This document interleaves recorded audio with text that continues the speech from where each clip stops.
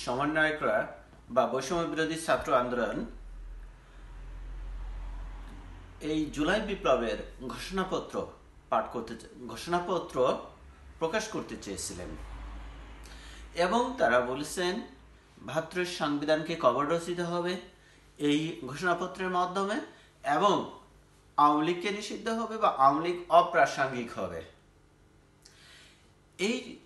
এই বিষয়টি প্রকাশ করার কথা বললেও শেষ মুহূর্তে প্রথমত সরকার বলছেন যে বৈষম্য বিরোধী ছাত্র আন্দোলনের সাথে তাদের বা নাগরিক কমিটির সাথে তাদের কোনো সম্পর্ক নেই, বা এই যে এই বিষয়টি ঘোষণা করছে এই বিষয়ের সাথে তাদের কোনো সম্পর্ক নাই।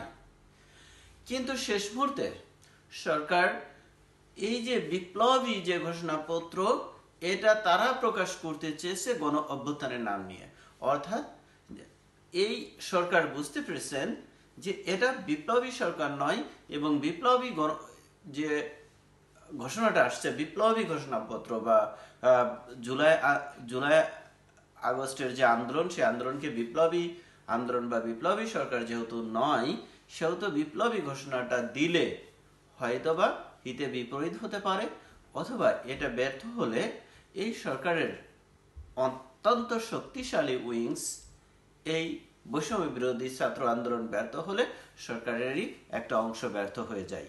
সরকার এমনিতেই খুবই দুর্বল সরকার, তার উপরে যদি এটা ব্যর্থ হয় আরো বেশি প্রবলেম হতে পারে। এই চিন্তা থেকে সরকার ঘোষণা করছে তারা জুলাই আন্দোলনের গণ অভ্যুত্থানের একটি ঘোষণাপত্র প্রকাশ করবেন।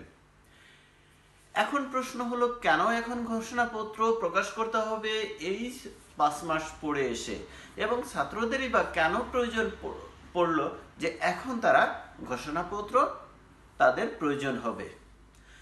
আসলে দীর্ঘদিন আন্দোলন করার পরে এই সময়টি তাদেরকে আন্দোলনের ইস্যু অনেকটাই লেস হয়ে গেছে, অর্থাৎ সরকার পরিবর্তন হয়েছে, তারা সরকার করছে, এখন আন্দোলনের কোনো না কোনো ইস্যু ফ্রন্ট লাইনে রাখতে হবে এবং এই বৈষম্য বিরোধী ছাত্র আন্দোলন কিংবা নাগরিক কমিটি আগামীতে একটি দল গঠন করতে যাচ্ছে। এখন তাদের কোনো ইস্যু ছাড়া কোনো দল ছাড়া তাদের মাঠে টিকে থাকা কোনোভাবেই সম্ভব নয়। তাই এক একটা ইস্যু সামনে নিয়ে এসে মাঠ গরম করে রেখে নিজেকে কেন্দ্র করে একটা বলয় তৈরি করার একটা চিন্তার জায়গা থেকে তারা এই কথাটা বলছেন।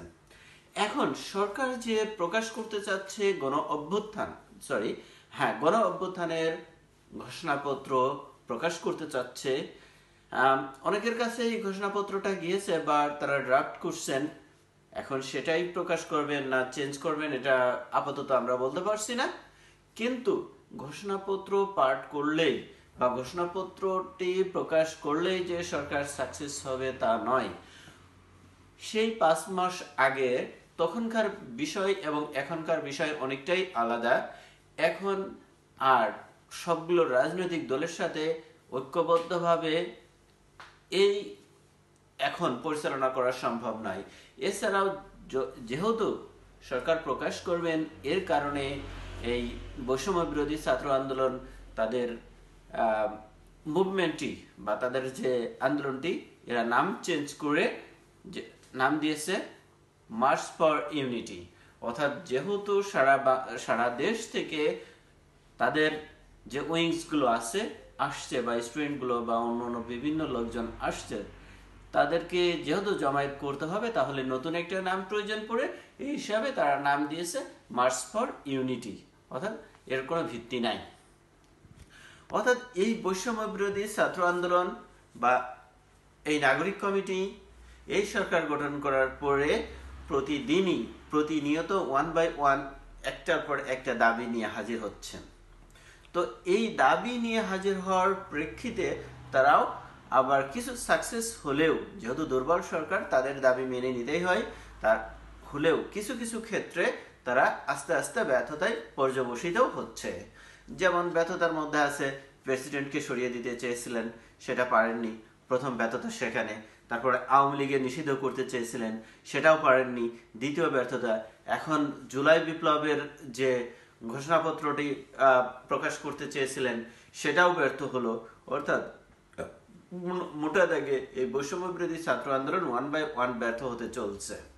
অর্থাৎ সামনের দিনগুলোতে তাদের দাবি দেওয়া আরো পূরণে আরো ব্যর্থ হবে।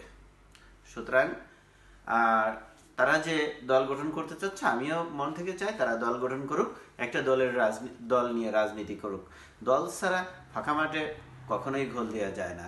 সবাই ভালো থাকবেন, সুস্থ থাকবেন। আল্লাহ হাফেজ।